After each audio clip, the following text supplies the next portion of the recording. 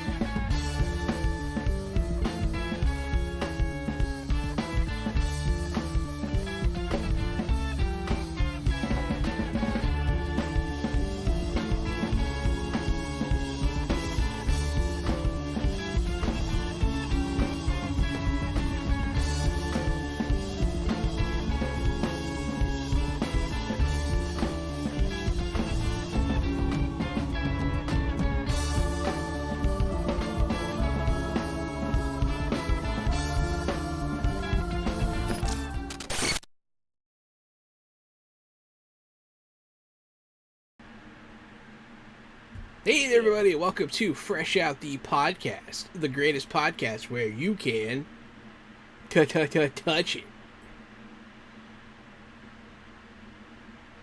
I'm John on Board Game Guru and etc. There it is. There it is. It's me, Casualty CBG. I'm happy to be here. I'm the co-host of Fresh Out the Podcast and Fresh Out the Box. That's where Jahan and I play tabletop role-playing games with our friends across the internet. And soon we'll be playing the Avatar tabletop role-playing game. So I watched the live-action Avatar movie. Oh, good. And I'm going to talk about That's that what later. my campaign's based on, yeah. I am the professional media and movie mastermind, the Funhouse, Drew Munhausen, and we have an action-packed episode 94 of Fresh Out the Podcast. We unfortunately had to miss last week because the 4th of July fell on our normal recording date, so we chose to have a nice week off, take a little breather, and now here we are. The gang's all united. How did you spend your 4th of July? I spent it at a friend's house, just some friends of ours. It was actually pretty low key. Did you guys do fireworks? No, not a fireworks They didn't guy. have. No, I didn't know. I didn't know if your friends had like kids or something, and they got fireworks for the kids. I don't know. They do have kids, but we didn't. It was more of like a pool day, grilling day, less of the fireworks day. Not big on doing the fireworks. No, that I don't sounds good. mind No, watching fireworks. I don't like spending money on fireworks. And I've become the old man who now I sit in my house, and when it gets late at night and people are still lighting fireworks, I go, they're still doing fireworks. Like that. I still do that in the days leading up, right? Like on the 2nd and the 3rd, I'm like, man, who are you, man? Like, wait with your fireworks, man. So I get it. I'm vibing with you, man. How about you, Jahan? Did you celebrate our nation's birthday? Not really. I didn't have much to do, so I just watched... Let's see, we watched Live Free or Die Hard. Takes place during the 4th of July weekend. Okay, yeah. And then Independence Day. Okay, so you did a little movie bang bang. Yeah, yeah. I like that. Ate some No, I'm undisclosed food, because we're not sponsored. nice. No one rides for free. I do like that the overall takeaway from this, though, is that we took off last week from podcasting basically for us all to, like, chill out and not do anything. Because nobody was, like, traveling. Yes, I also did nothing. Yeah, we were like in a little 2-story townhouse, and it's got a nice balcony out front, and we can see like most of the valley. So we could watch fireworks like all along the horizon. That was great. You know, we were miles away, so we didn't have to. We didn't have to worry about anything. We just got to that's relax, nice. You get and the best of both worlds. Like, you don't have the noise necessarily of it, but you can see it all. We had some beer brats, and we sat up on the balcony and watched the fireworks, man. It was nice. Yeah, we also just chilled out. So I hope everybody had a nice, relaxing 4th of July. I think is the message here. We all did, and none of us fireworks. I am surprised about that. I don't fireworks I would have thought anymore. John. Yeah, you would have been the one. I would have thought you would have fireworks. I'm too old, man. I don't care anymore. It's not exciting. Yeah, I forgot who I was talking to, but I was like, I it's did really it all, hard to man. fireworks. I did it all already. You blow up so much money, you Yeah. know, and I think in a recession, a lot of us are just like, yeah, I don't think so. I don't think I'm just gonna blow up my money this year. Yeah. And not to mention, we have forest fires where we're at up here, so really every firework is like, yeah, that's cool, but could you not also, you know, we really don't need this. Let's just get a laser show or something. Yeah, All right. drone shows. Enough Drone about, shows are sick. Yeah, they are. Enough about our sick country and its super sick birthday of independence or whatever. What do you want to talk about, Drew? Well, I did want to talk. This wasn't even really on my docket to talk about until today, but the ruling came in from the FTC versus Microsoft case that had been going on for a few days within the past couple of weeks, and I just wanted to talk about it because there's some interesting things here. You know, obviously about a year or so ago, however long ago it was, Microsoft moved to buy Activision Blizzard for, what was it, Jahan? Like $68 billion, I think? $68 billion. One of the biggest tech acquisitions ever. Pretty big deal. And so naturally, it's been a long process. And there was a movement made by an antitrust case by the FTC to see if they could potentially block the acquisition, and the court ruled in Microsoft's favor that they did not see any issue with this. And first off, let me just say I am no lawyer, and some of the intricacies of this case are for sure over my head. So I am not going to sit here and act at all as if I am an expert on this. Most of my research involved looking at various Twitter threads on the day of the actual court cases and kind of just reviewing the things that were coming up. And from that standpoint, Nice. That's some really good, like, on the ground live reporter action news right there. So that's probably as hot. You know, it's as like it I gets, didn't Drew. That's good. I didn't want to watch it and have to listen to all the legalese talk, and instead I saw people that knew a little bit more of me than me put it into words on Twitter that I could understand, in bits and bytes and some lengthy Twitter threads. Basically, what it sounds like, this is what I've gathered. Microsoft needed the ruling to come down before July 18th. Basically, that was their deadline. If it was within 5 days of July 18th, they were going to have to file for some sort of extension based on when they were able to close the deal. But because this has come in on the 11th, they no longer have to do that. So they can officially close by July 18th. However, back in April in the UK, the CMA, the Competition and Markets Authority there in the UK, did block this proposed acquisition in the UK, mainly because of some questions they had about cloud gaming in particular. Microsoft had appealed that decision. The hearing was supposed to start on July 28th. Well, now that the FTC has ruled in Microsoft's favor, they technically could close, and this deal could go through, just not in the UK. Basically, they could close around the UK. So the UK would not get Activision Blizzard games at all because of this blockage. Now, however, I believe that hearing has now been, or the appeal has been put on pause. And so the CMA and Microsoft are now, it sounds like, negotiating in order to have this done because the FTC has let it go through, or the courts have let it go through. So it's like a little bit convoluted there, but basically it's a matter of if Microsoft chooses to delay closing in order to negotiate with the UK and be able to close everywhere around the world, or if they're going to close around the UK and keep it moving. So kind of the gist. I don't know if that makes sense. If I described that well, I really have does no make idea. Sense. That's absolutely bizarre. I thought you were going to say that because of that, they were going to need a standalone studio of like Activision UK that still wasn't purchased. I didn't expect you to throw a curveball and say they weren't going to get Activision Blizzard games until that's sorted. It's pretty funny. Hopefully that doesn't become a problem for them. Yeah, that's kind of crappy, potentially.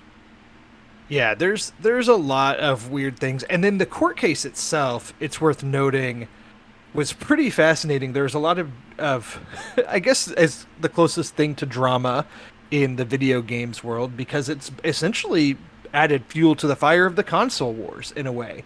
Because they had Jim Ryan from PlayStation who was there testifying, and they had folks from all over the gaming industry, and there was a lot that they tried to throw out on the FTC's case against Microsoft. Like, they weren't considering Nintendo to be a competitor in the space. So, like, that Nintendo shouldn't even be part of it. And Xbox argued against that. And the judge ultimately ruled that I believe it was a female judge, did say that Nintendo's viewed to be a competitor. Actually, I'll read this. This is the. They be? The FTC was trying to argue that it was handheld, it wasn't as complex as the current gen, PS5 and Xbox, and that it wasn't even in the same realm, and we couldn't argue it to be a competitor, because Microsoft was using it as part of their case that they had negotiated with Nintendo deals to bring Call of Duty to Nintendo and so on, and what they were doing. I'll read this really quick. This is the ruling submitted by Judge Corley. They said, Microsoft's acquisition of Activision has been described as the largest in tech history. It deserves scrutiny. That scrutiny has paid off. Microsoft has committed in writing, in public, and in court to keep Call of Duty on PlayStation for 10 years on parity with Xbox. It made an agreement with Nintendo to bring Call of Duty to Switch, and it entered several agreements to, for the first time, bring Activision's content to several cloud gaming services. This court's responsibility in this case is narrow. It is to decide if, notwithstanding these current circumstances, the merger should be halted, perhaps even terminated, pending resolution of the FTC administrative action. For the reasons explained, the court finds the FTC has not shown a likelihood it will prevail on its claim this particular vertical merger in the specific industry may substantially lessen competition. To the contrary, the record evidence points to more consumer access to Call of Duty and other Activision content. The motion for a preliminary injunction is therefore denied. So, that's crazy to me that this is a fight over Call of Duty. It's really what it all came down to. It's pretty wild. A lot of things were thrown out. It came down to Call of Duty. I would have also said, World of Warcraft dominates the RPG market, so they're going to get two games that dominate the market. They're going to get the biggest FPS and the biggest MMO. But it's just weird to me, I think it's just noteworthy. I don't think I'll ever forget that it was a Call of Duty Corp battle. I mean, it really was one title. It was about one game. And just, everyone was freaking out about it, man. And I agree, that it doesn't seem like anyone's going to lose access to it. If anything, more people will have access to it, or just as many as ever. And from a pure financial standpoint, right now, it doesn't make sense for Microsoft to take Call of Duty away from PlayStation. With the amount of money that they spent, need to make that money up from that $68 billion with a B. That's a lot of billions. They need to make that money up first, man. They can't afford not to sell it to PlayStation. Right. Exactly. So, I still hope somewhere along the line that Sony decides to let Game Pass be on PlayStation, because I think that PlayStation gamers would like that a lot. I know Sony doesn't want to do it, but it's another one of those things that's good for everybody, in my opinion. So this was something that came out during the court cases that's interesting, based on Call of Duty. Sony accidentally, during this case, revealed that Call of Duty is worth $800 million to PlayStation alone. And it says that Call of Duty generated over $800 million in the U.S. alone for PlayStation's business in 2021. So just in that one year? Yes. So you're saying in the U.S. market alone, in 1 year, Call of Duty by itself created $800 million on PlayStation alone for Sony. Jesus Christ. So again, in this deal that cost Microsoft $68 billion, why wouldn't you want the game everywhere so you can rake in that money, that cash flow across all systems? Now, I'm sure that they'll have it negotiated with Sony of whatever percentage of the money that they would get for the games purchased on PlayStation consoles. I don't know how all of that works economically, but yeah, I mean, it's just ironic. There are a lot of points that Sony brought up in court of like, well, if they have. If Microsoft has Call of Duty, they could make the game less quality on our system, which like no game developer I think would ever do that. But also they were making the case of, they could have exclusive skins and things that are only on Xbox that PlayStation users won't have access to, which is exactly what Sony's been paying to have for Call of Duty on PlayStation anyway. It was like the most hypocritical thing ever. I say all this. And for Destiny, they have guns and skins and shit. We are obviously not the most objective case here. Like we are, we've always been transparent and vocal about the fact that we play a lot of our games on Xboxes, and we've been big Xbox gamers and supporters. So like, I'm not saying that I think that this deal is the best for all gamers or anything like that, but I'm definitely interested to see how this can benefit Microsoft as somebody that's been kind of a struggling Xbox gamer for a while and wanting them to, have some sort of successes and things to look forward to. And at the end of the day, my understanding is that if they do close this deal by July 18th, all these Activision Blizzard games could potentially be put on Game Pass as of the 19th. I don't know if they're going to do that. I don't think that they will. I think that they'll probably stage things out once things are a little bit more clear of what direction they're going to take. But, it's going to be interesting. And it's not just Call of Duty games. It's like, past Diablo games and all the Crash Bandicoot games and Spyro games and, Overwatches and... Oh, I have the list in front of me, man. It's pretty big. They could bring World of Warcraft to Xbox, we've talked about that StarCraft, before. I would love to see.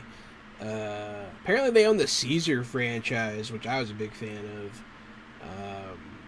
They have a lot of interesting ones. One of the weird ones, though, they apparently own the rights to Zork, the text-based adventure from, like, the 60s.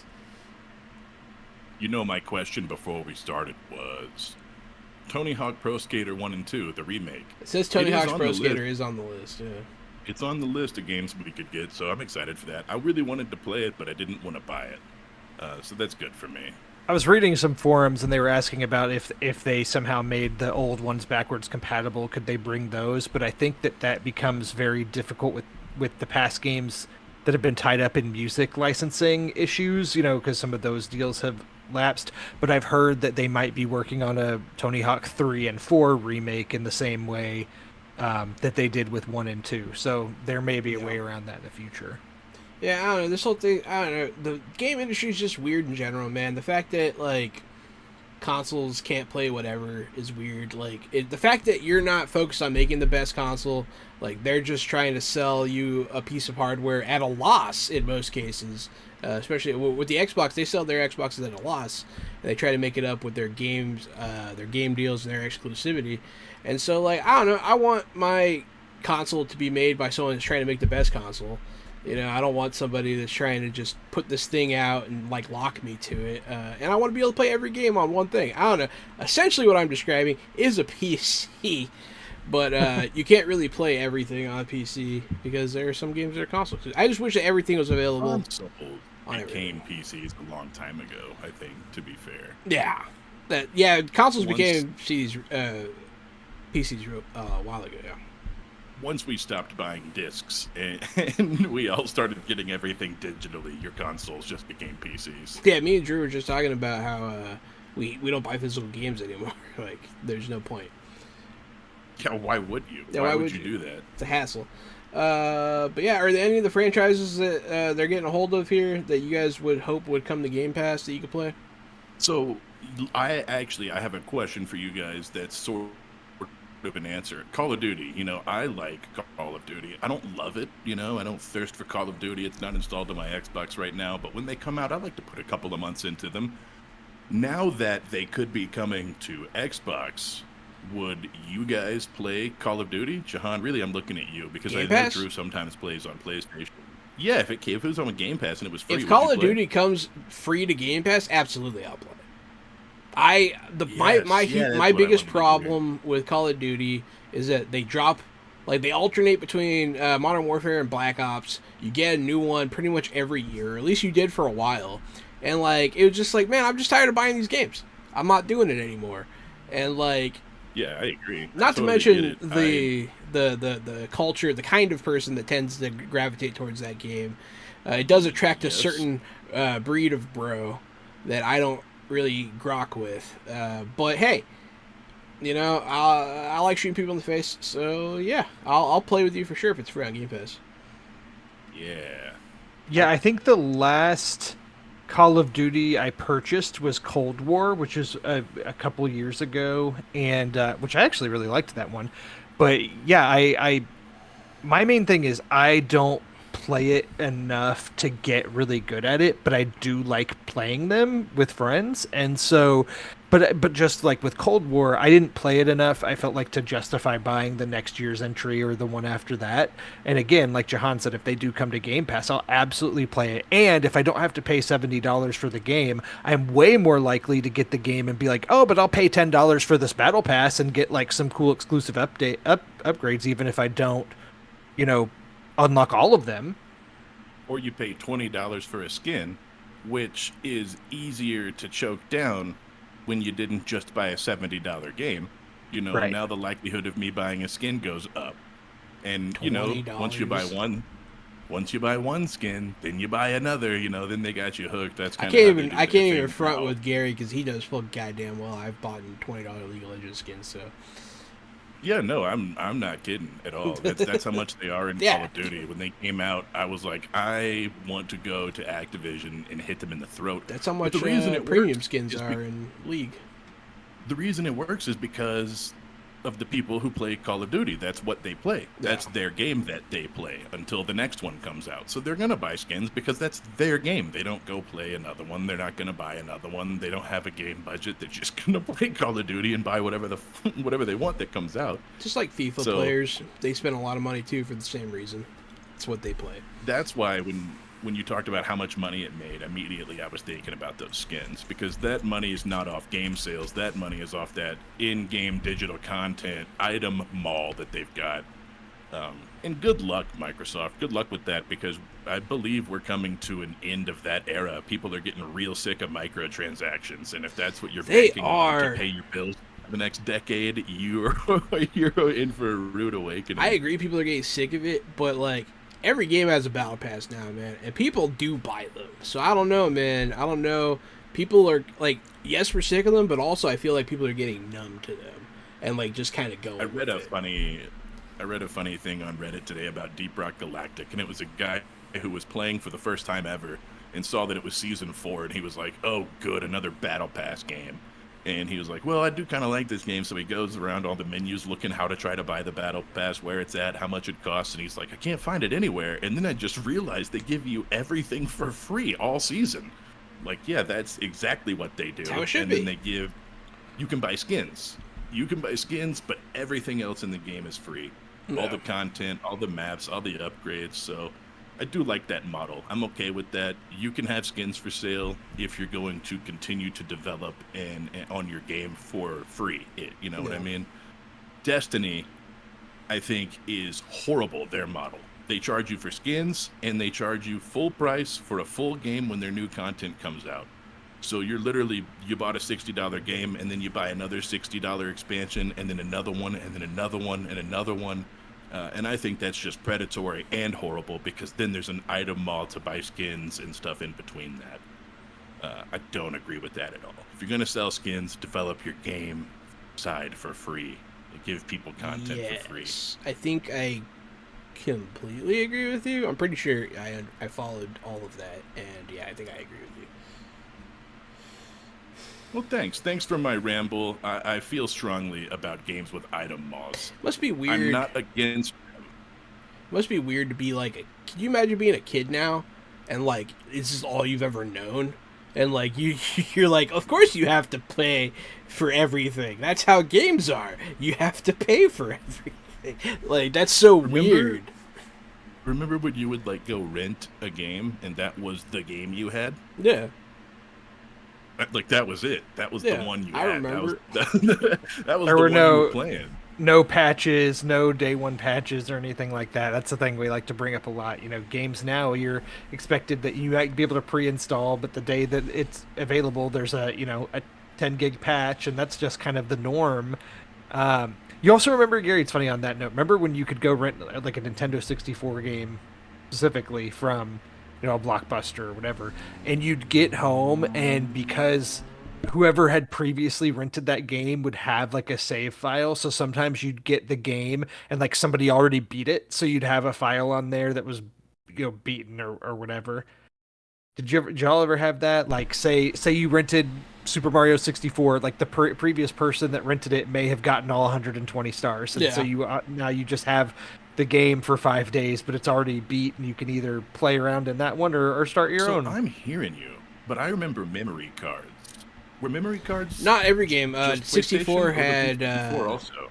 Any cartridge game, it would be saved to it. So 64, Super Nintendo, it saved locally. I don't think you could save on on NES. But once discs got involved, then yes, memory cards became a thing until like local saves became a thing. PlayStation had memory cards. You could get a memory card for the N64 that plugged into your controller, and basically that just lets you like the game would still save to the cartridge, but you could transfer that save to your memory card and then like take it to a friend's house and have your save there too.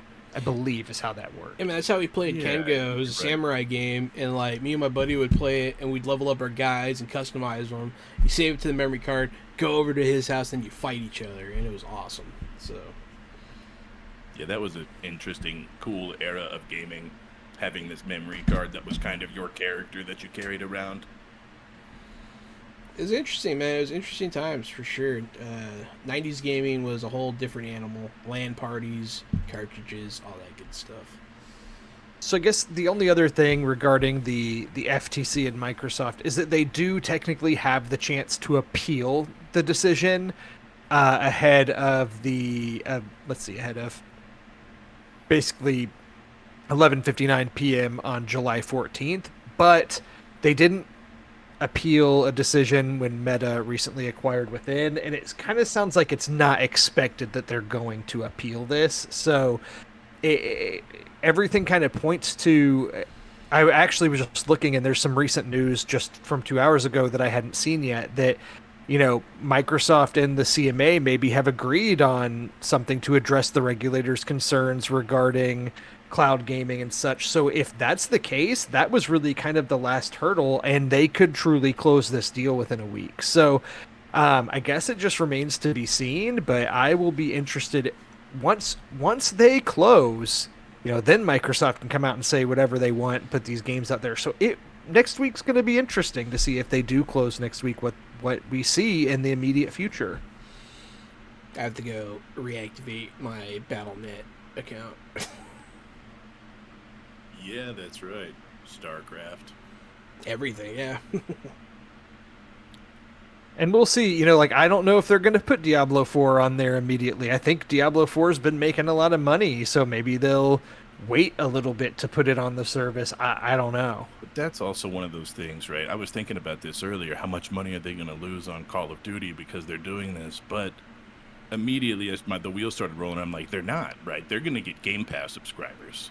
So that's going to pay off after 3 or 4 months. And as long as those people don't suddenly cancel their membership, which they won't, then they're going to start making the money back on it. That's kind of the beauty of those Call of Duty people, because as you pointed out, Call of Duty guy is now going to buy Game Pass instead. You're and keep milking them, and then they're going to be buying the skins on top of that. So you're still getting their money on both sides, And I think that's exactly what their plan is here. Is they're going to make Game Pass subscribers out of these people. Yeah, Game Pass is a great, fantastic deal if you're playing lots of games, but if you're only playing one, then you're kind of getting ripped off. I've totally thought about it at times, man, because I like to play all the new games, but sometimes they release a lot of crap like 3 or 4 weeks in a row that I'm not interested in. Yeah. And I'll think about it. I'm like, what am I playing? You know, I got this for Sea of Thieves years ago, and I'm not playing Sea of Thieves anymore. Deep Rock Galactic's like $30, so I'm definitely not getting my money's worth if I'm playing it for Deep Rock Galactic. So yeah, it's, you know, I'm getting milked, I'm getting hosed, but every now and then a dope game comes out. You know, looking forward to Starfield. We have Evolution dropping tomorrow that I was going to talk about later. I'm excited to play. You know, there are good games. It seems like it's just enough to keep you paying. It's just enough. Yeah. And they release real duds in there. I mean, so when I think about it, like my year is justified because I'm getting at least 3 games that I want to play: City Skylines, Lies of P, and Starfield. All those are coming out, you know, and that's what, $180,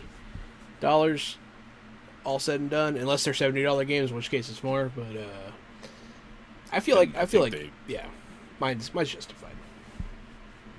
I'm just thinking ahead to games that I will purchase this year that aren't, you know, Game Pass or Microsoft, you know, whatever it may be. Like you said, because I'm going to play Starfield. That's a huge one for me.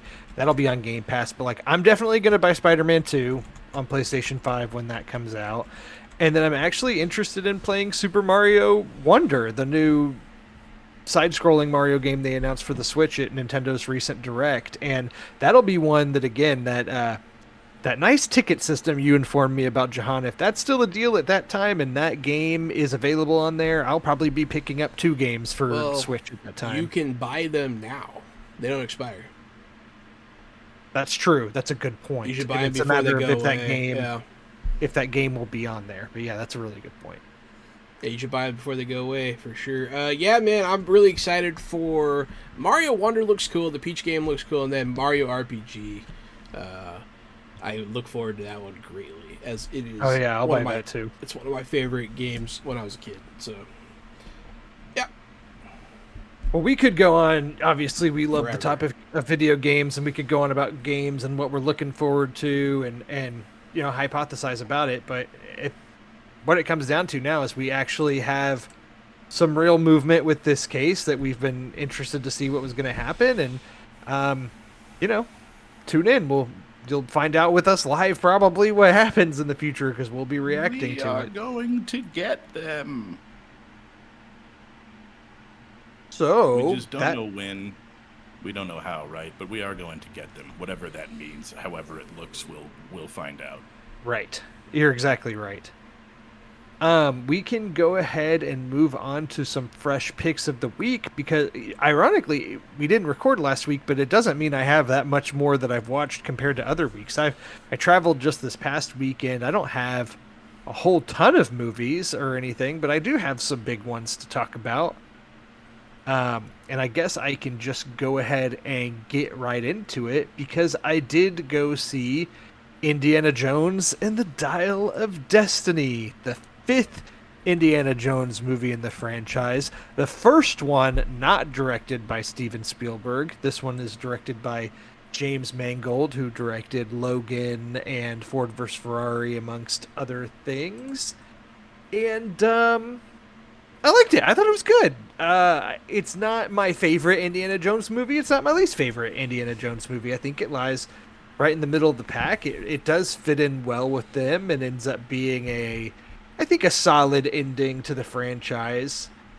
It hits on some good themes, but the interesting discourse that's going on with this movie right now isn't as much about its quality, but more about its budget.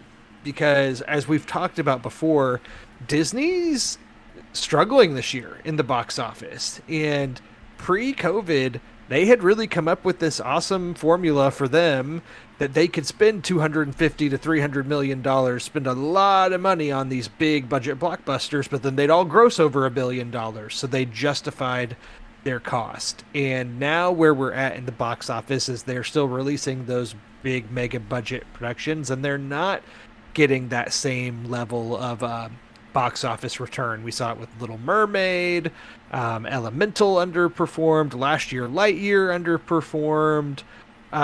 In Indiana Jones, this is a big one that cost $300 million to make, and as of right now, it's only made about 250.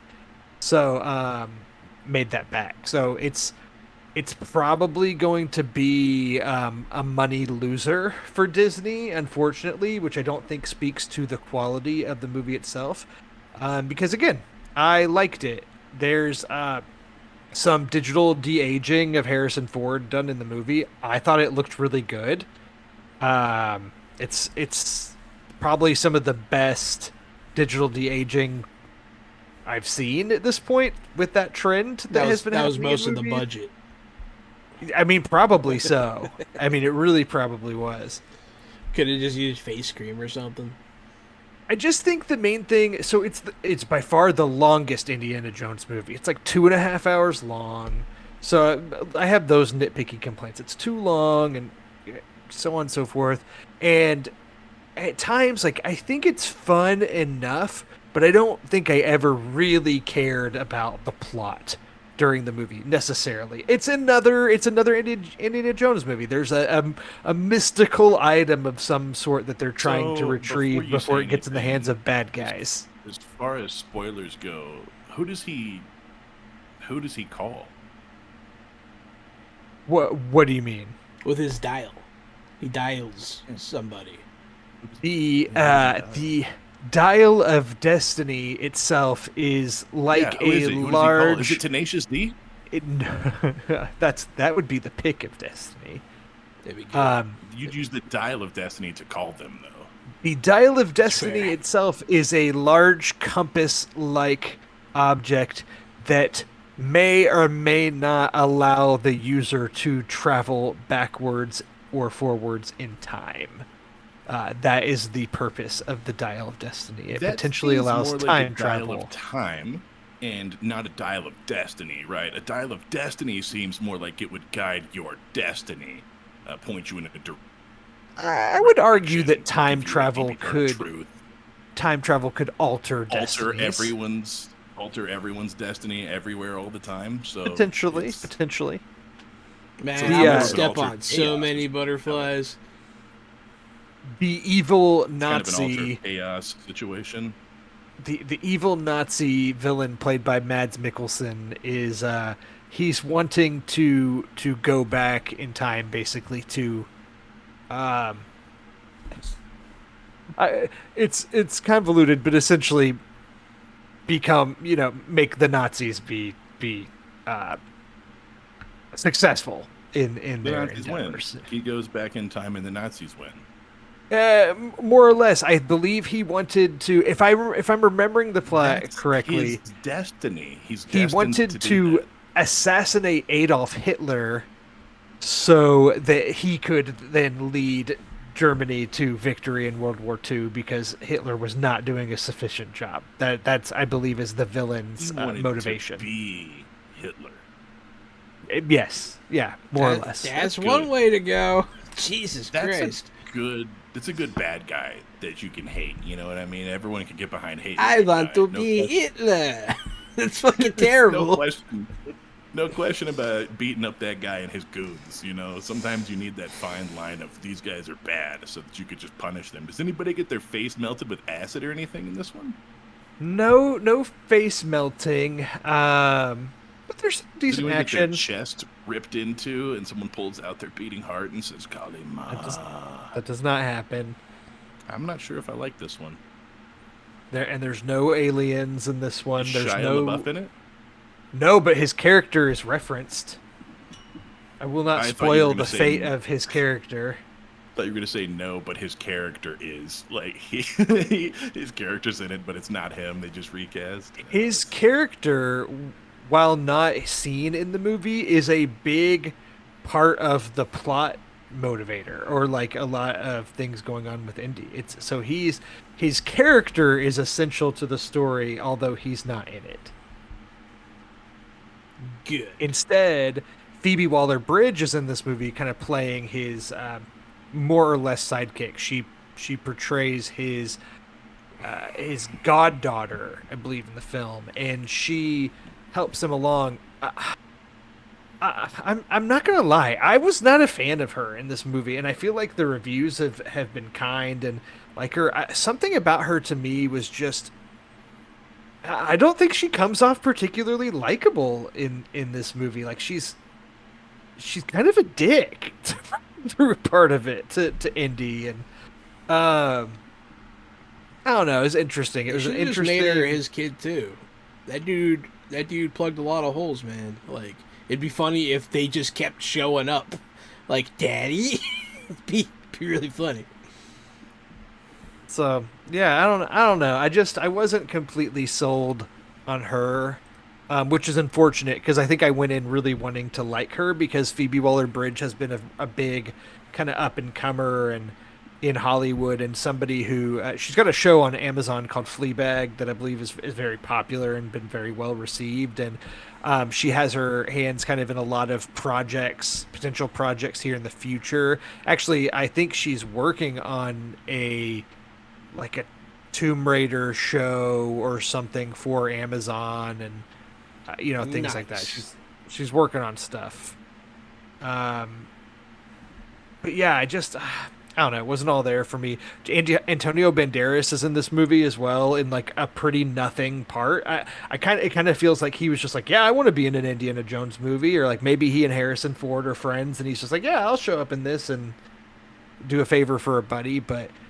Yeah, all that to say, there's little things that can complain about, but I thought it was a pretty solid and fun enough movie. It's if you've seen the Indiana Jones movies and you like those, it's gonna fall right in line with them. I'm not the biggest Indiana Jones fan of all time. I love Raiders. I think Raiders is super solid and is the best of the franchise.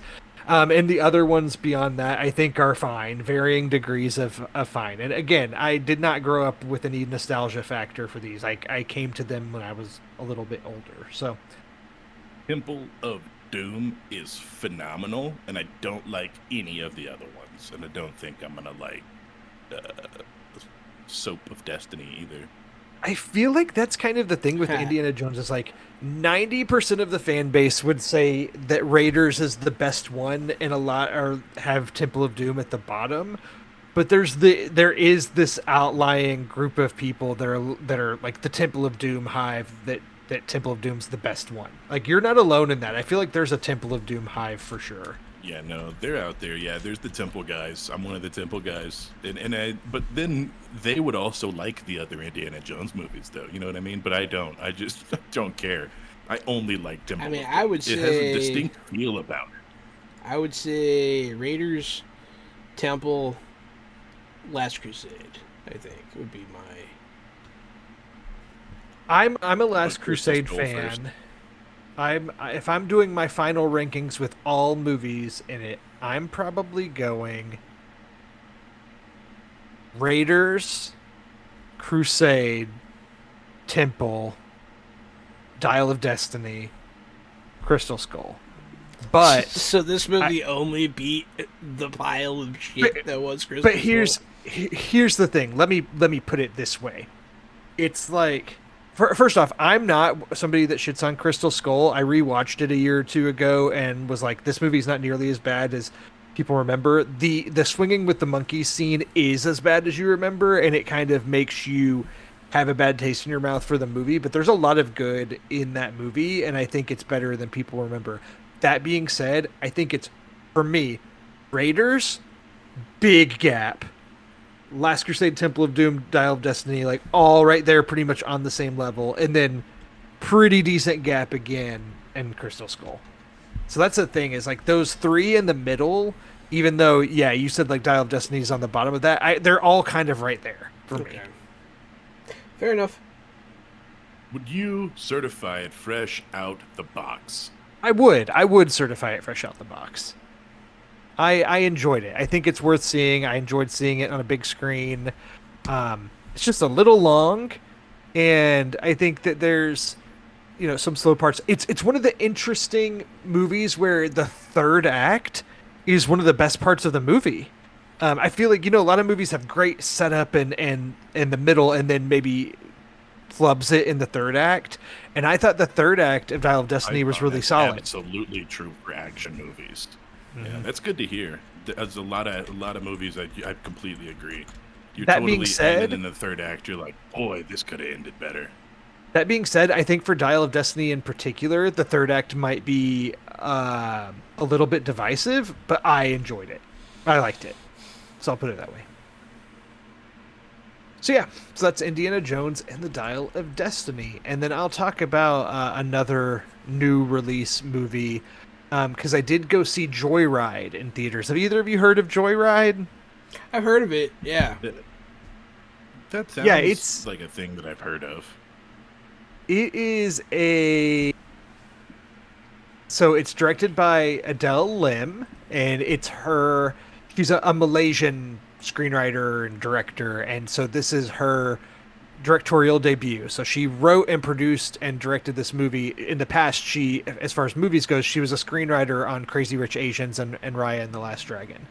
So this is her first movie, and it is a pretty raunchy comedy, and it features all the lead actresses are all of Asian descent. So that's like a big part of the movie, is they are going to China to try to find it's for a business deal, but also to have one of them find her birth mother, because she was adopted by white parents.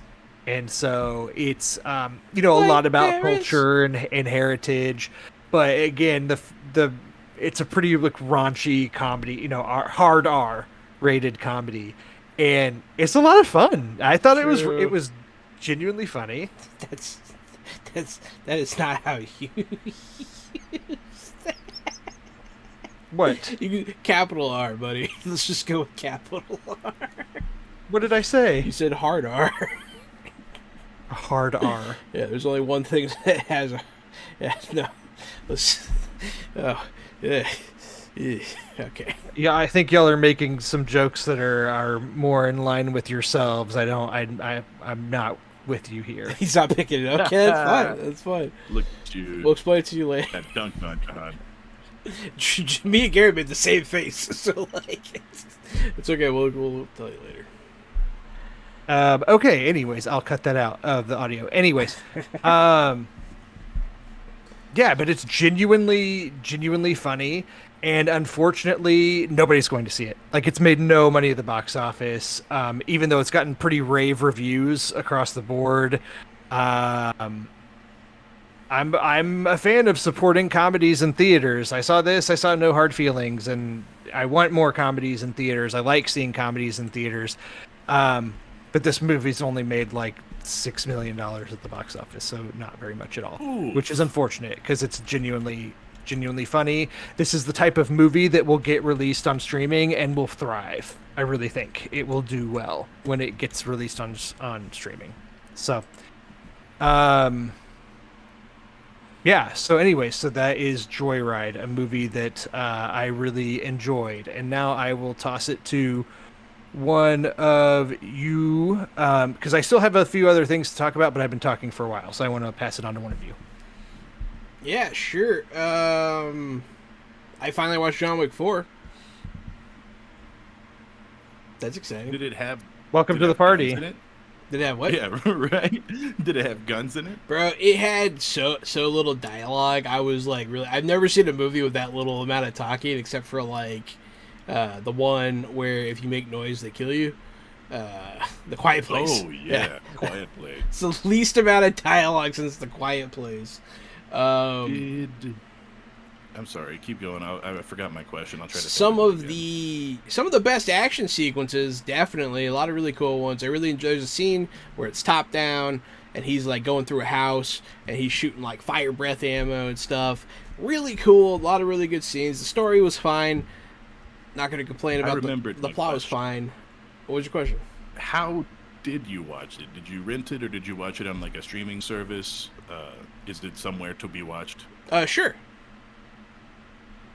Okay. It's somewhere to be watched. It's somewhere to be watched. Yeah, I'm sure you can find it somehow. Okay, I rented it's not it. on.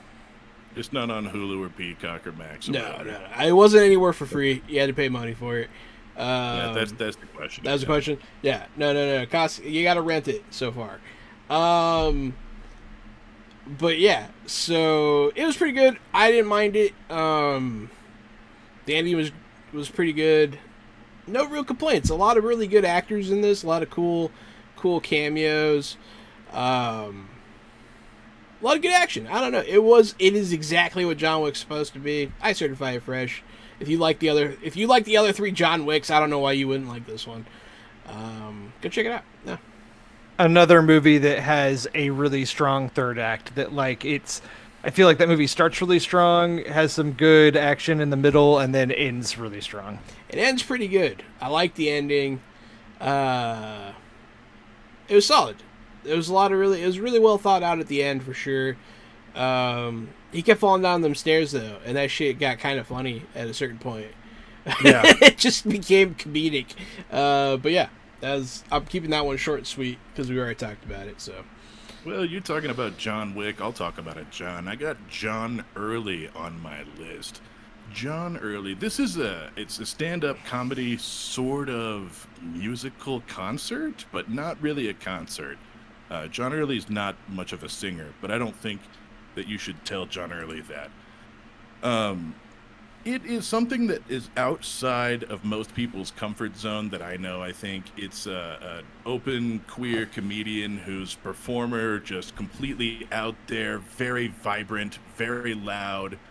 It's a funny comedic piece on HBO Max. It reminded me of Zach, like 80% of Zach. Like this John Early is like Zach if he was on stage. Yeah, Zach Bernard. Because, look, no offense, we all love Zach, right? But Zach's good at a bunch of different stuff. Zach's not a great singer or the best comedian, but John Early's out there doing all of it. It's this combined act, right? That the jack of all trades. It's a jack of all trades show. And so I actually really liked it. I think it's certified fresh out the box. I think you guys should watch it. It's just something different, as far as live shows go and stand-up comedies go. John Early's, from our generation, and I feel like, there's a lot of similarities to be had that we can feel. One of the things he does that's still in my head that makes me laugh out loud is he was raised like Southern Methodist, I think, right? And so now he's openly gay and he's on stage and the show's in New York and he hits his parents with a spotlight. He's like, they told me not to do this, but bam, it's my parents. I hated growing up. I hate you. I hate you both. My life was horrible. And he's like, I know you don't like the light on you. You didn't want to be seen, but it's my show. I hate you. And then the light goes out and he brings it back on and he's like, any second I can make it go away again. The light goes out. So it was funny. It was a good little bit. Yeah, check out John Early on, it's not HBO Max, it's Max. Oh man, love it.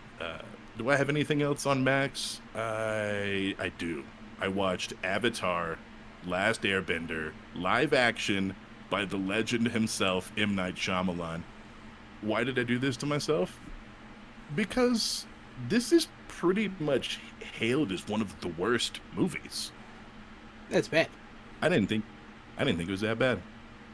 I'll give it like a 3 out of 10. It's not good at all. It's not good at all.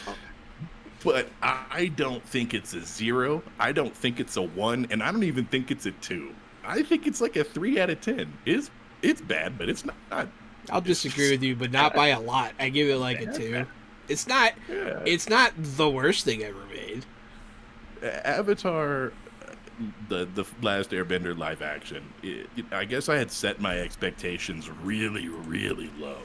I thought this was a fine background movie. Like if it's on in the background, it could probably stay on. I probably won't turn it off. If Jurassic World 3 is on in the background, I'll probably skip it. I think that Avatar might be better than Jurassic World 3. I'm not willing to fight over that. But I don't know who would be. No one wins that fight. It's just two terrible movies, but Sometimes you watch a couple of duds. I'm waiting for the new Avatar live action stuff. I'm hoping that it's better. Speaking of duds and hard R's, I watched the 2006-2007 movies Role Models. I watched Smokin' Aces, and I also watched Idiocracy. And let me say, they use the bad F word a lot. Oh, and boy. I was just like totally taken aback because, it's the era we grew up in. And it was so shocking to go back and watch some of these movies. Otherwise, pretty good movies. And then just flagrant use of the bad R word and the bad F word throughout them. The F word in Idiocracy, I feel, is okay because they're saying it because they're stupid. The other two movies, it's a little less forgivable. What you mean. Yeah. I know what you mean, but also when I think about what you said, there's a white scientist in the beginning who walks in and says, all right, my N-words, but he doesn't N-word, right? He says the actual thing. I do remember that. So it's like, even when they, so if they use the bad F word in an, I guess, acceptable way, but I still think, terrible. And they make sure to use the N-word in a completely inappropriate way to make sure that that they know damn well what they're doing. It's fair. So I'm 2006, 2007. That's when we grew up, man. And to go back and revisit some of these movies, like Idiocracy, right? It's a comedy and it's supposed to be touchy and sensitive. But Smokin' Aces and Role Models, those are just, one's a regular action movie, one's sort of a regular comedy. It's just shocking, man. It's shocking the language we grew up with. And I almost think that these movies deserve a language remaster. They're almost hard to watch because of the language, man. We've come a long way. I mean, the R word especially, holy crap, that used to be everywhere. The F word too. Yeah. And it's it's to the point these days where if somebody says the F word, to me, there's only one now. You could say the other one. You could say the other one. You could whisper it at church. You could say it to your mom. You could say one F word. You don't say the. There's only one. Say bad the F other word. one. I've been watching a lot of old South Park episodes recently. Like, that's just been my comfort food before going to bed. And a lot of the comedy in those old episodes has actually aged really well, because I do feel like Matt Stone and Trey Parker were kind of like ahead of the game with that. That being said, there are definitely jokes and words used that were a product of the time from back then that have not aged super well. I would like to give them credit, Drew, because you're absolutely right. They did, they were pretty sensitive, but still completely insensitive in a totally different way. And even now, as these seasons have progressed, they don't make fun of Timmy as much. They've reeled back on the Jimmy stuff and made Jimmy a lot more of a full-rounded character who people actually like. And then Tolkien, they renamed him Tolkien, like J.R.R. Tolkien, because he's a fan of the Lord of the Rings books. So not renamed him. That was his name the whole time, right? Yes, that's his name the whole time, right? So I love that. They rewrote it. They fixed it. That's great. They are sensitive, but also completely insensitive. But they understand the line very well, I think. Yeah. Like, it's okay to make fun of school shootings, right? But it's not okay to say the N-word or the bad F word. There's a big difference. All right. So that's it for me. That's my spiel on I have been watching aged content. And some of it's super funny, but I just think it needs to be reworded, reworked. Some of these actors are still alive. Just get them in a booth, get them to say a couple of different words instead, and re-release the movie. I think it's a disservice to some of the movies of the era that they used our lingo at the time. Yeah. Hey, what about that movie that you watched, Drew?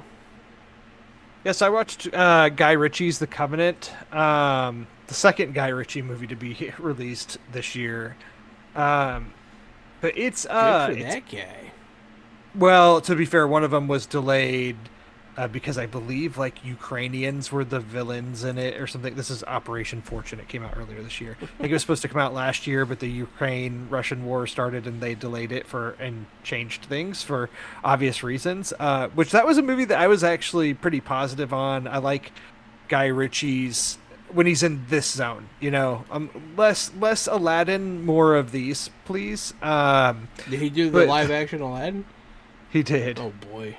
He got that Disney paycheck. He did. And yeah, but this is more in line with his, he does a lot of gangster pictures too, but this is like an action war film based on a true story where it stars Jake Gyllenhaal, and he is like a U.S. Army Special Operations Sergeant. So they do, looking for the Taliban making bombs and such in Afghanistan, and then he gets an Afghan interpreter named Ahmed.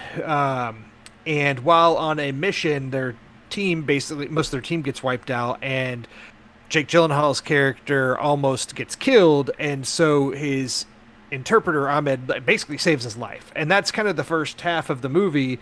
The second half of the movie is then Jake Gyllenhaal kind of going back to find Ahmed because he's had to go into hiding because he's on the Taliban's most wanted list.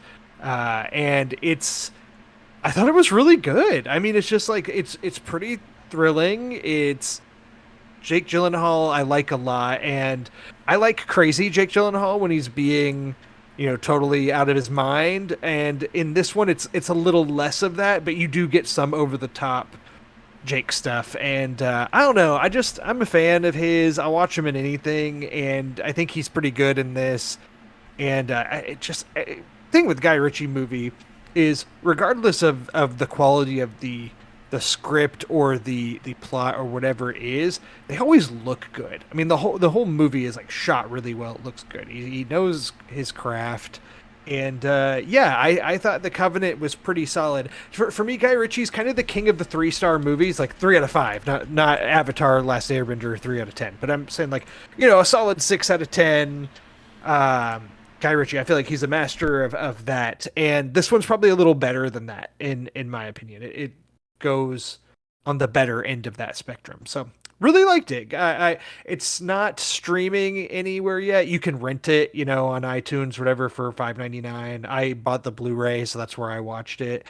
But so it's out there. You can pay to watch it. It's not streaming anywhere yet. But yeah, the Guy Ritchie's The Covenant is really good.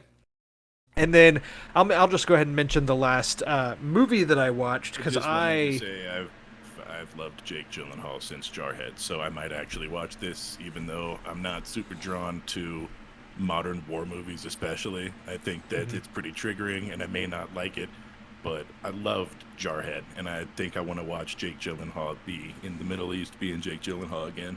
Never saw there that. There probably good. I think you actually would like it as well. There probably are some things that might be a little bit triggering in it, but I also don't remember anything standing out as being like super graphic or anything. There's definitely some blood and some shooting, and you see people get killed, but just nothing over the top grotesque. I know that doesn't make it much better. It's still the act that's happening. Yeah, no, it's different triggers for everybody. For me, it's especially bodies and stuff. So if it's just an action movie and people are shooting, I'm usually fine. Once there's bodies, it starts becoming a problem. I'll talk also really quick about, Gary, you and I talked 2 weeks ago about Secret Invasion and watching the first episode, and I kind of wanted to go back because they should have kept that show a secret. They should not have let that out. Well, Can you believe that this is better than Batgirl? Batgirl was so bad we couldn't see it, but they let Secret Invasion air. Hold on, don't get ahead of us, because we'll get into Secret Invasion here in a few minutes. But obviously, Secret Invasion deals a lot with the Skrulls, and the Skrulls were introduced in Captain Marvel in the MCU. It's their first on-screen appearance. And Captain Marvel was one of the only pre-Endgame movies that I had still only seen once. So I gave it a rewatch, and that movie's the epitome of fine. Like, Captain Marvel to me is fine. I think that the de-aging stuff with Nick Fury and Samuel Jackson looks good. I really like Ben Mendelsohn as Talos in it as a Skrull. I that he's a highlight for me. And there's things that I like in the movie, but man, I just think that movie is fun. I liked it. So I also watched it recently because I started a Marvel rewatch. I got all the way through Spider-Man Far From Home. So I watched most of it. I already got past Endgame, all that stuff. So I saw this again. I liked it better this time for sure. I don't know. I enjoyed it more. It's still not in the top 5 for me at all, but I did like it better on a second viewing.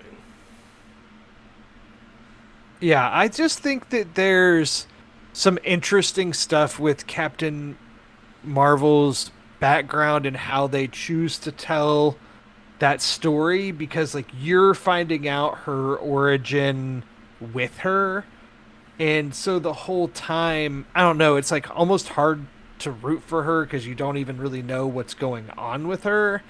And I don't know if it would have worked better if they'd showed you that up front and then you watch her figure it out. I don't know what the correct answer is. I'm not a screenwriter, but just something about it. I like Brie Larson. I think that she's decent in it with the material that she has. Same. But something about that movie though just doesn't all click for me. I think it gets kind of slow at parts, and Amnesia's always a tough sell, man. That's don't just stop. Just cut it out. I don't want it. Yeah. Remember shit. Just what are you doing? Yes. Amnesia, and then when you wake up at the end and it's all a dream. That's the same thing. Just stop doing that. Stop. Yeah. Just write a plot. Make a plot instead. You'll love it. I promise. The only time it was ever good was Memento. Stop doing Memento. That's correct. Stop it.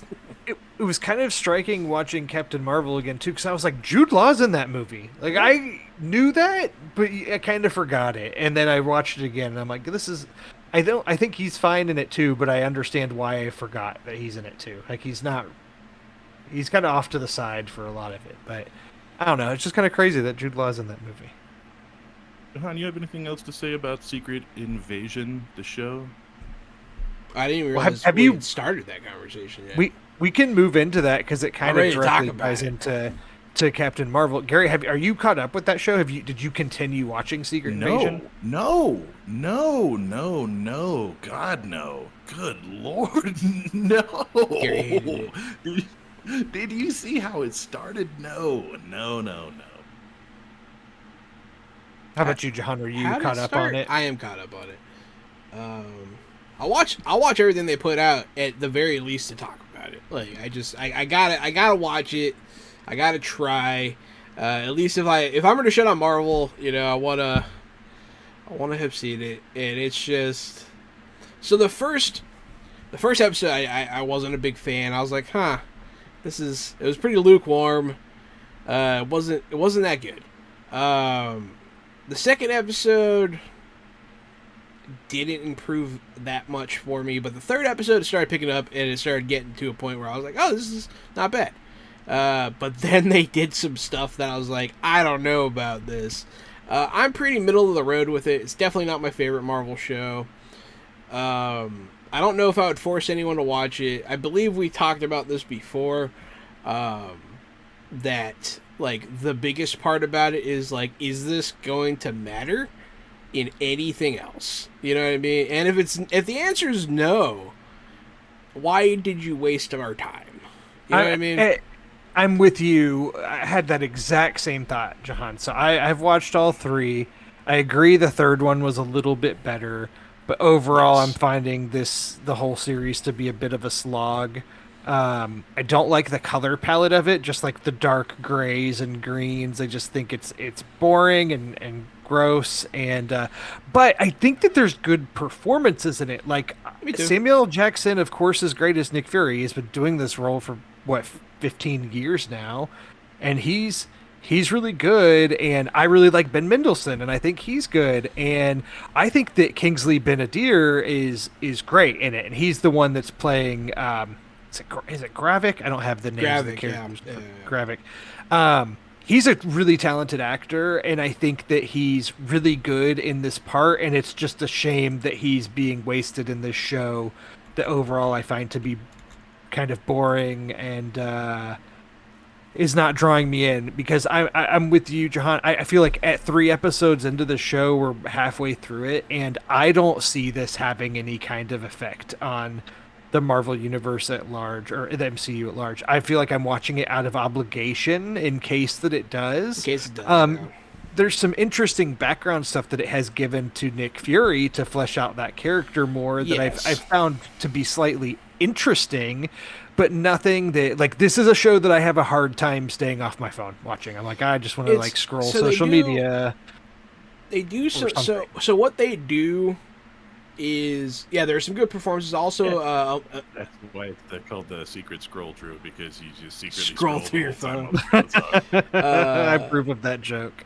Emilia Clarke and Olivia Colman also do good. I think Emilia Clarke's actually really great in this. I like her when she's on screen. See, I feel like she hasn't done anything. Like, she barely even talked. Like, she's just there. She is just kind of there so far, but she started doing more, and she seems very integral to the story. But what they do well, I think, is there's some interesting, like, lore building, if anything. Like you were saying with Samuel L. Jackson, they kind of explain Nick Fury's success as a spy master during this whole thing, which I thought that was really interesting, but at the same time I felt like they were just like adding a lot of stuff all at once, and it just kind of feels like it came out of nowhere, which almost feels like a disservice to his character. But I'm not gonna say this show could turn it around for me. They're doing some cool stuff, but yeah, I don't know if it's going to matter at all, which is annoying because the story that they're going for is big. And, like, how could it not affect the world? You know what I mean? Well, and I read the Secret Invasion big event series that they did, over a decade ago, whenever I think that Bendis wrote, and it was really interesting. I think the idea of the Skrulls infiltrating Earth is really interesting, and they had infiltrated the Avengers in that story. So there were superheroes that were being, portrayed by Skrulls and things, and it did this good job of making you wonder who's who. And this show does that a little bit. You're like, oh, anybody could be a Skrull, and they have all these world leaders that are being portrayed by Skrulls, but it still just feels so contained. Like, this is just very much a Nick Fury story, and I just only have so much interest in this spy espionage take that it's doing. It definitely feels contained, but I do think that they are building very clearly to the Skrull impersonating heroes. I think. Well, because I think we can say at this point, the 4th episode comes out tomorrow, so I think we're kind of past the. Not to go into hard spoilers, but like Super Skrulls have now been directly referenced, right? Yeah, like they're trying referenced, to build Super Skrulls, and they kind of showed a little bit of their power set that they're trying to give them and that kind of thing. And it's interesting and it's cool, and like we could get fake superheroes. And then the whole thing with the sub, that was cool. They're doing cool stuff. They're doing interesting things. I think a lot of the spy craft and spy play is actually pretty clever, but yeah, it's still they when they made the MCU, they did something. They kind of set themselves up, right? It has to be connected, otherwise no one gives a shit. Like, you have to do it. It's not. It's just, I don't care. I just don't really care. Mm-hmm. And again, I just want to really reemphasize, like, half-assing a plot that they should have full-assed. It feels like they're half-assing a plot. Yeah, I agree. Yeah. And there's like a lot of weird Skrull side characters that like barely even have names or backstories that you just know they're impersonating people, and I don't find them to be that interesting. And again, like I said, I think that Kingsley Ben-Adir is really good here. It's a great acting showcase for him, and I feel like he's pretty arresting when he's on screen. Like, those are the parts where I'll watch, because I think that he brings gravitas to it. Like, I don't know. I just think he's really good. He brings gravitas. Gravitas, yeah, there you go. And I do feel like, not to get into this, but obviously the MCU is we'll see what happens with Jonathan Majors and everything that's going on there. I don't want to speculate or talk about that too much, but in a world where Kingsley Ben-Adir wasn't in this show as this role and he wasn't in the MCU yet, could have been a really great Kang. He would have been a really great Kang if given the opportunity. So that's all I'll say about it. Like he's really good. Really good. I agree. So yeah, I mean, I'd give this like a 5 personally. I think it's totally watchable. It's fine. Doesn't seem like it's going to have a overarching tie-in, but it might. I don't think it will. And so yeah, I don't see it. Or if it does, it's going to be some really subtle thing that gets a mention in one MCU movie, and that's it. I give it a 5, and I do not certify it rich. Look, man, I actually like the character Moon Knight, and I suffered through that show. There's no way I'm going to suffer through a show for characters I don't care about. Not going to happen. Fair enough, man. Yeah, I definitely would not sit here and be like, you need to watch this or anything by any means. Like I said, I've resigned myself to the fact that I am absolutely just watching this out of obligation in case it has something. That's really it. Not only am I waiting for it to be good, I'm waiting for everyone to have like their socks blown off and be like, wow, this is oh my God. That's what Marvel needs right now. They don't need to limp along. This is not helping them. I agree. They have not. They have not been doing well lately. At some point, you just need to stop producing movies and go back to the drawing board. Just stop Slow doing down, what you're doing. get Stop back in producing. order. Slow down. That's right. Yeah, you're not producing anything good, so stop doing it. The genre is stale. Everybody knows it's stale. And you are making it more stale by releasing mediocre crap constantly. It's just gonna... If they have some big hit movie, people still aren't going to go see it because of all the stale crap they keep feeding us now. No one's interested. It's fair. Still excited for the Marvels personally, though. But you know, I'm also excited for the Marvels. It looks pretty good. I am too. I think the trailer looks fun. It looks fun. It looks good. I was going to say, speaking of not interested, I watched Bubba Hotep on Tubi. I'd never seen this Bruce Campbell flick. It was pretty bad. Yep, pretty bad. Pretty bad. Bad on purpose, but still bad. No one has to go see this. If I recall correctly, it is about an old man, like in a retirement home that thinks he's Elvis, but then mummies happen. Okay, yes, but also it's not that he thinks he's Elvis, it's that he is Elvis. Okay. But then he signed a contract that said he could no longer use the name Elvis. So he started using another name, but then he became an Elvis impersonator, so he still got to be Elvis, but people think he's just an Elvis impersonator, but he's actually an Elvis impersonator that used to be Elvis. That's pretty funny. And his sidekick, who I love. This guy cannot act on purpose. They cast someone who thinks he's acting really good, and they told him he's doing a great job, but he can't act, and that's one of my favorite comedic bits. His sidekick is JFK, and he is like an 80-year-old black guy because he had reconstructive facial surgery, and nobody knows it's him, he just constantly like knows the plot. He knows who the mummies are and why they're there and how to stop mummies and like that they're sucking out souls. He knows everything. Who wrote this movie? QAnon? Like it is awful, and probably in a way that cult classic fans enjoy, but boy howdy, ouch, I'm not like, guys, drop what you're doing and catch this hilarious movie. It's bad. It sounds like somebody watched this movie and then came up with QAnon. That's what it sounds like. Yeah, Bubba Hotep is bad. I've got two more shows to talk about real quick, but I'm not going to talk much about them. We were scrolling through Hulu and saw that there is a new season of Always Sunny, which I didn't know was going to happen. I didn't expect that. It came out now, 2023. It's brand new episodes. I think they had a bunch of projects they were going to go off and do, and then instead Hulu gave them money to make another season, so now we got one. I watched the first 2 or 3 episodes. They're funny if you like Always Sunny in Philadelphia. They're right up there. They're not as gross or dirty as some of the older episodes have been. They're just kind of funny. They're still funny, same type of comedy, but not quite as vulgar as it's been so far. The other show I have to talk about, it's already showing up on Hulu, so I thought that it was worth talking about. Futurama.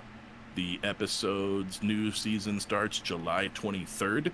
You can go to Futurama, you can look at the seasons and scroll down and see the new season, see the new episode there, upcoming on Hulu, ready to go. So that's kind of exciting for Futurama fans. I'm not a huge Futurama fan, but for some reason, I cannot wait to watch this. I don't know what I'm expecting. But I think love it's Futurama. gonna be good. I'm very excited for it. You said the 23rd? Yeah, Man, that's so soon. 23rd, man, it's coming fast. Speaking of coming fast, Jahan, I want to talk about a video game that comes out on the 14th. That would be Friday of this week. Exoprimal. Yeah. I've got it pre-installed. Me too. Jahan's got it pre-installed. And it's a PvP/PvE game coming out on Steam, Xbox, PlayStation, everything the same day. And I think it's free. I think it's a free game. But it might just be free on Game Pass. But either way, it's free for Xbox people. I know that for sure. It looks like you're capturing objectives like King of the Hill type of stuff, except then all of a sudden, dinosaurs, like giant T-Rexes, Stegosaurus, these massive hordes of raptors are attacking, so you kind of have to stop what you're doing and fight an ass load of dinosaurs. It looks like the kind of game where you have different classes, like a tank guy with a shield, and a healer, and a sniper, and a blah blah blah. So I'm about that. I like those kind of shooters. I like those kind of classes. I want to shoot a bunch of dinosaurs, and I want to see somebody get eaten by a T-Rex. Plus, I get to kill other players. I'm in. I'm 100% in. I'm going to be playing Exoprimal this weekend. It's supposed to be a Paint Miniatures Friday for our stream that Jahan and I do, but I might try to just talk Jahan into playing Exoprimal all night instead. For the record, Exoprimal is a full-priced $60 game. But it's a Capcom game, and it's coming to Game Pass, so it'll be on Game Pass. But Awesome. People on other systems will pay for it. Capcom, I like Capcom.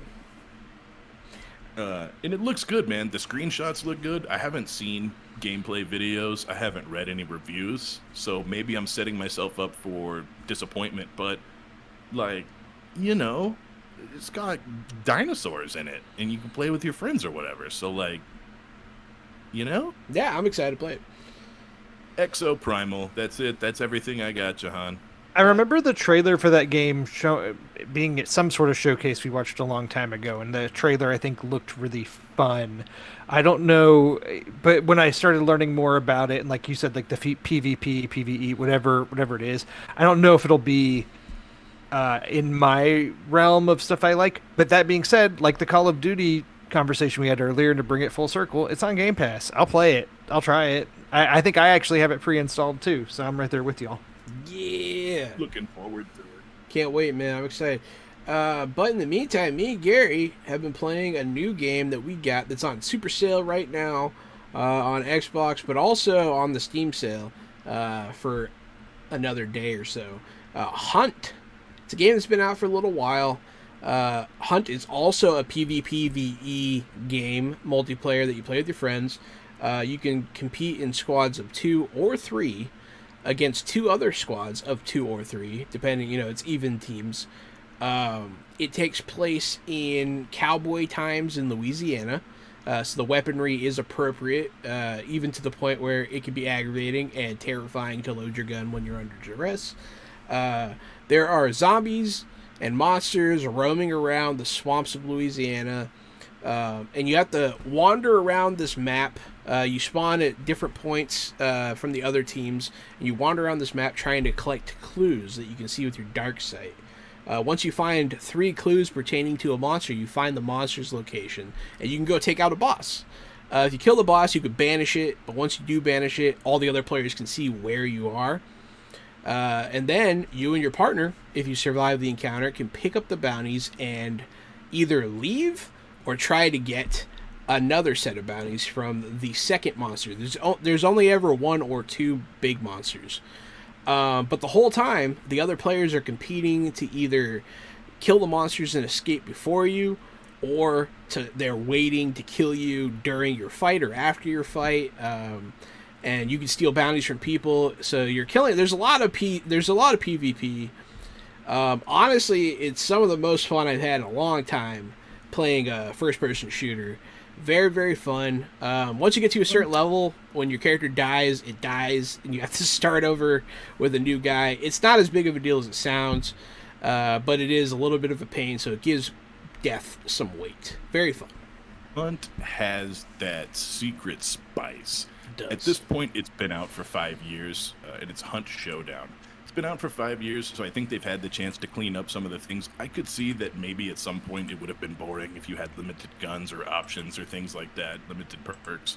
But we paid $17 for the $90 version, so we get everything for the 5-year anniversary, and we've had our eyes on this game for years, Jahan and I now. We've been watching Hunt for at least 2 years. When it goes on sale, we think about buying it, and then we decide not to. We think about it, we decide not to.